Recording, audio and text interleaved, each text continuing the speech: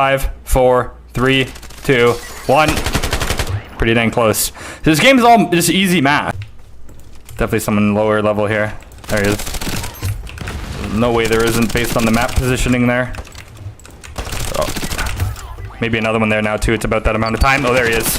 Frick! I knew it was coming too. That's the way math works in this game. Alright, so our next gameplay tip, and this is probably the last episode for now, is what I would call off-screen flicking as well as radar flicking. And what we're also going to be taking a look at is not only flicking to players, but you want to be consciously flicking to zones or flicking to areas of the map, like when we had those like FOV lines in our Game Sense episodes. You want to be able to flick to open areas, not just onto people. So we're going to be doing off-screen flicks to zones, off-screen flicks to where people or that we know people are. We're going to be doing off-screen flicks to radar, and we're going to be doing off-screen flicks to getting hit. So when that hit marker shows where you're getting tagged from, you flick to that. So again, not necessarily like a Game Sense thing. I guess sometimes it's a Game Sense thing, but being able to react and flick to areas that are either being exposed by your calculations in your head, you think someone's there, radar, or you get tagged, or you just sense that there's a threat of vulnerability coming from that area.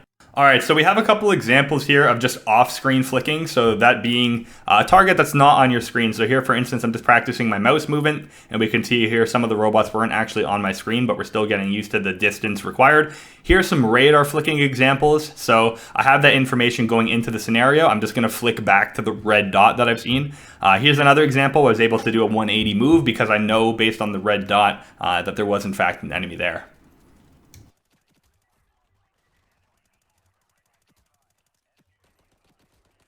So now we have a couple examples of what it's like to flick to getting tagged. So here we can just find a couple examples of once that red hit marker shows up on our screen, we can flick over to it. In this one, there's no one actually there, but he would have died. And then here again, I'm just flicking back to the red hit marker. So that's another thing that you need to be able to flick onto.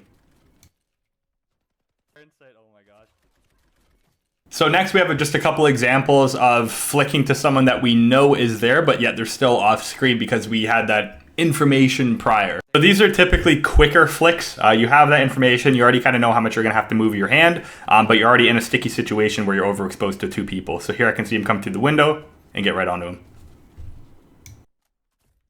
And then we just have one more example of flicking to like a threat, somewhere that we suspect someone can be approaching from. So as you keep playing more and Game Sense goes up, you'll learn like where people are commonly going to be. So you're going to start flicking to open areas. And that's why I say to practice that after getting a kill, just flick like here, boom, no one was actually there, but I wanted to flick over there because that seems like a common lane. So this is just some stuff to practice flicking to where people aren't yet, but could be.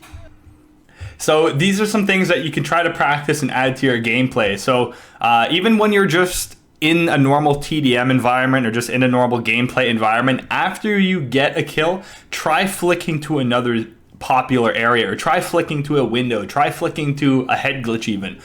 So you can kind of get into the habit of that. And then once you start factoring in, okay, the probability of someone being over there, you're going to start making flick plays that, you know, there's no way you should have known that, but since you're now used to, you know, get a kill, flick over here, get a kill, flick over here, you're going to get into that habit of being able to hit some pretty cool clips you didn't think that were possible, as well as just overall playing more aware, since you'll be able to now learn where people are starting to come from. Like I flick over here, flick over there, no one showed up there, but now I'm starting to flick over here, and after getting a kill, people are actually showing up there. You're going to start learning more about the game as well. So those are the different types of things mechanically that you can practice. Of course, is flicking, on-screen flicking where they're on your screen, off-screen flicking, again referring to someone that's not on your screen but you know their general area, flicking to the radar, flicking to sound cues, I forgot to mention that at the beginning, flicking to sound, if you hear a footstep you should be able to flick to it.